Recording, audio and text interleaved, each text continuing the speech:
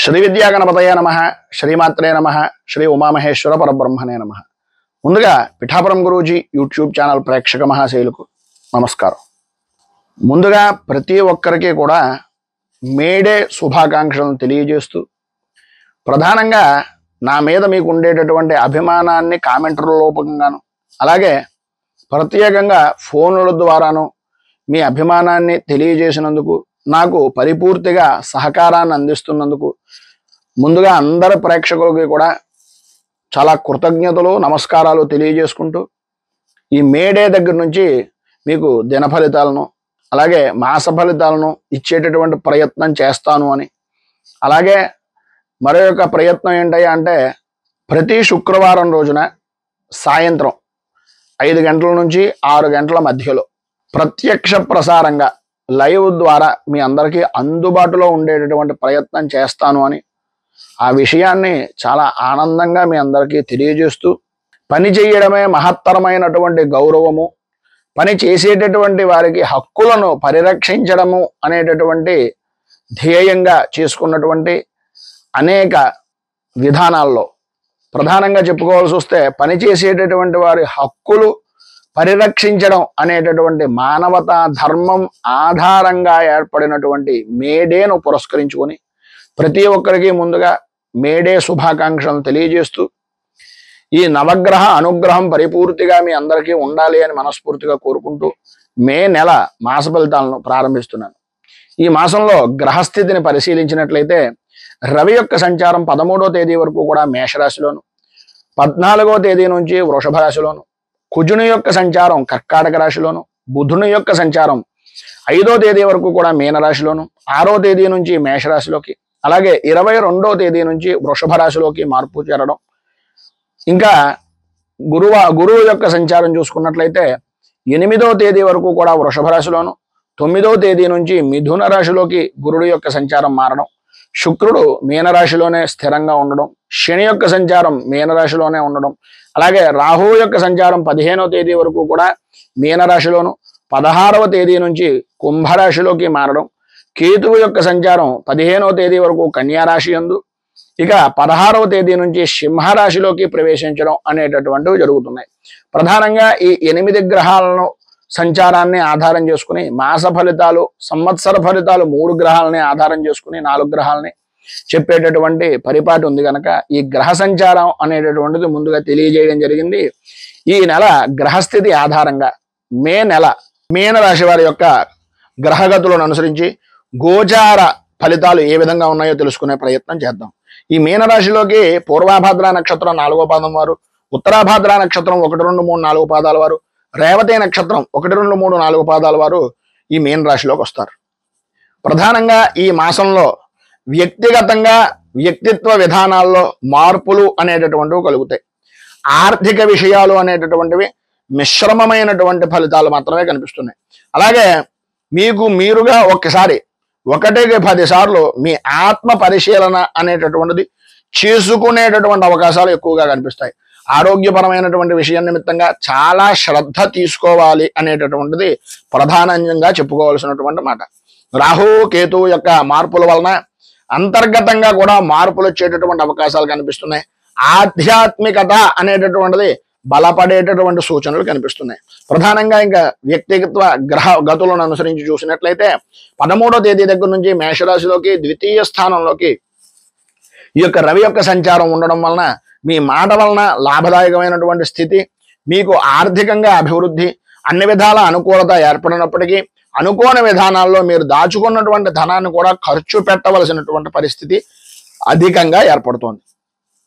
14వ తేదీ దగ్గర నుంచి వృషభ రాశిలోకి తృతీయ స్థానంలోకి ఎప్పుడైతే ఈ యొక్క రవి యొక్క సంచారం మారుతుందో, ధైర్యంగా ప్రతి విషయంలోనూ ముందుకు వెళ్తారు, అనుకూలతలు ఏర్పడతాయి, అన్నదమ్ములు ఆడపడుచుల యొక్క సహాయ సహకారాలు పరిపూర్తిగా అందుతాయి, కమ్యూనికేషన్ స్కిల్స్ అనేటటువంటివి మెరుగుపడేటటువంటి అవకాశాలు ఉన్నాయి, విశేషమైనటువంటి ప్రయాణ యోగము అనేటటువంటిది కూడా కలిగే అవకాశాలు సాధ్యమైనంత వరకు ఈ యొక్క సమయంలో ఉన్నాయని చెప్పుకోవచ్చు.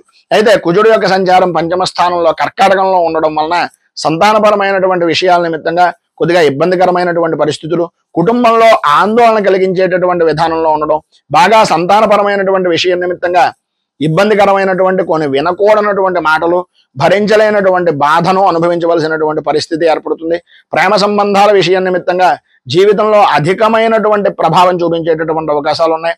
అలాగే ప్రతి విషయంలోనూ కూడా ముందు చూపుతోటి వ్యవహరించడానికి ఈ సమయంలో మీరు అనుకూలమైనటువంటి పరిస్థితిగా ఆలోచించడం మాత్రమే దీనికి మార్గము అనేటటువంటిది గ్రహించండి. 5వ తేదీ వరకు కూడా మీ రాశిలోకి 5వ తేదీ వరకు బుధుడు యొక్క సంచారం మీ లగ్నంలోనే అంటే మీ రాశిలోనే ఉండడం వలన చురుకుదనము, మంచి ఆలోచన విధానం, సరైనటువంటి సమయానికి సరైనటువంటి నిర్ణయం తీసుకునేటటువంటి సామర్థ్యం కలుగుతాయి. 6వ తేదీ దగ్గర నుంచి మేషరాశిలోకి ద్వితీయ స్థానం ధనస్థానంలోకి ఎప్పుడైతే బుధుడు యొక్క సంచారం మారుతుందో వ్యాపార పరంగా లాభదాయకమైనటువంటి స్థితి, మీ మాటకు తిరుగులేనటువంటి విధానం, రాజకీయంగా పలుకుబడి పెరగడం, ఉన్నతమైనటువంటి స్థాయిని పొందడం, ప్రతి విషయంలోనూ చురుకుదనంగా ఉండడం, చలాకీతనంతో పనులను పూర్తి చేయడం, ఎవ్వరి చేత సాధ్యం కానటువంటి పనిని మీ ద్వారా పరిపూర్తి స్థాయిలో ఉన్నతమైనటువంటి స్థితిగా 22వ తేదీ వృషభ రాశిలోకి తృతీయ స్థానంలోకి బుధుడు యొక్క సంచారం మారిన దగ్గర నుంచి కలగడం జరుగుతాయి. గురుడు యొక్క సంచారం 8వ తేదీ వరకు కూడా వృషభ రాశిలో తృతీయ స్థానంలో సంచరించడం సానుకూల ఆలోచనలకు దృక్పథంగా ఉంటుంది. ప్రతి చిన్న విషయంలోనూ కూడా ప్రతి విధానంలోనూ కూడా విజయం అనేటటువంటిది మీకు వరిస్తుంది. 9వ తేదీ దగ్గర నుంచి మిథున రాశిలోకి చతుర్థ స్థానంలోకి ఎప్పుడైతే గురుడు యొక్క సంచారం మారుతుందో ఇంటి విషయాల్లో కానీ కుటుంబపరమైనటువంటి వ్యవస్థలో కానీ ఒత్తిడి అనేటటువంటిది కలుగుతుంది. స్థిరాస్తి విషయాల్లో సరైనటువంటి నిర్ణయాలు తీసుకోకపోవడం వలన ఆర్థికంగా ఇబ్బందులు ఎదురవడం, ఆర్థిక పరమైనటువంటి స్థోమతను ఆచి తూచి వ్యవహరించవలసినటువంటి సమయంగా ఈ సమయాన్ని చెప్పుకోవచ్చు.